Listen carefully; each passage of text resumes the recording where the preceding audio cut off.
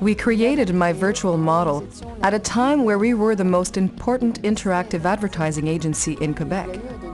One of our clients, a large retailer called Les Ailes de la Mode, came to us and said, "We don't want to create a virtual store or a virtual catalog because our clients are women and women don't surf the internet."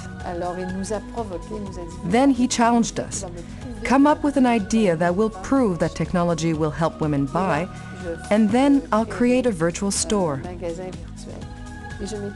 So I thought it would be fantastic if we could create an experience where the user would fill a questionnaire about her measurements, the shape of her face, the color of her eyes, her hair, and suddenly a 3D silhouette would appear and say, "Hi, I'm your virtual model, and I was born to look like you." We invested a lot in that product, the virtual model, because it seemed to us that it had potential, that we could do something unique.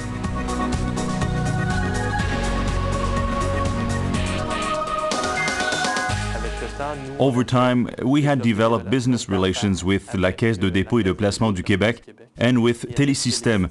They were both our clients.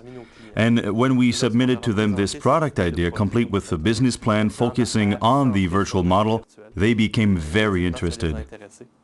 So we had two major investors, la Caisse de dépôt et de placement du Québec and Télésystème. Our approach was to make a good presentation of the product and of its potential. We had a product that was only a schematic. It didn't exist yet, and we sold it to an American firm. It takes a lot of courage and guts to say that we're going to sell this from a set of plans to the largest American retailer and convince them that it's the best thing for them.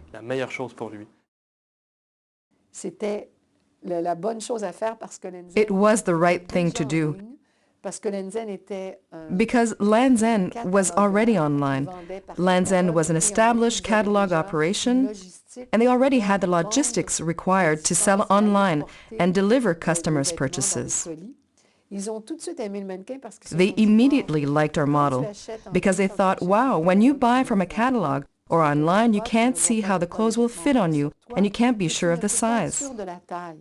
And that represents millions of dollars for merchants, because when we order online or from a catalog, we often ordered 3 sizes, one smaller and one larger, which is very expensive for the merchants.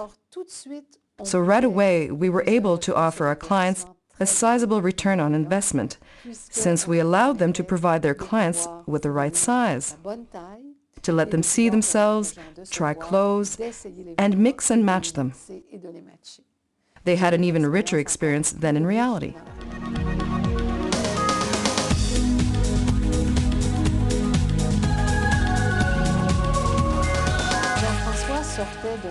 Jean-François was coming out of a difficult partnership, and so was I.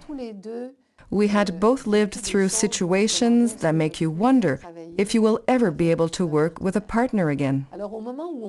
So we met at a time when we both had doubts, when we both had questions, when we were fragile, and it's the best time to meet. Creating a business is like creating a partnership. So here, since Louise is of course an artist and I'm more involved with organization, with the development of business models, we complete each other very well.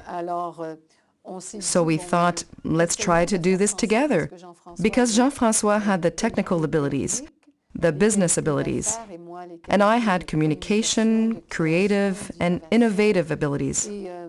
So we very much complemented each other while not challenging each other.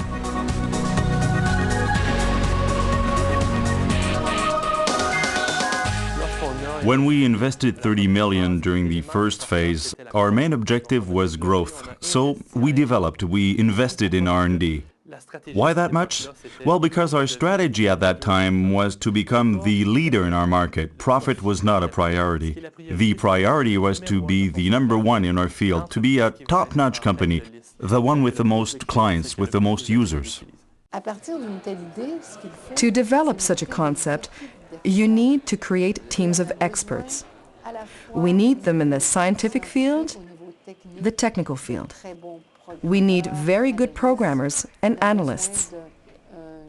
We need a strong product manager to link everything together, because my own strength is in marketing. It's very difficult to manage an innovation because since we're asking creative people to imagine new products, they have a tendency to adopt a 10-year perspective and say, my product will be ready in 10 years. As a management team, we must always keep them focused on deliverables, which are rather short-term, even if we have a 10-year vision, to avoid always being in a research mode and reach at some point the commercialization phase of our products.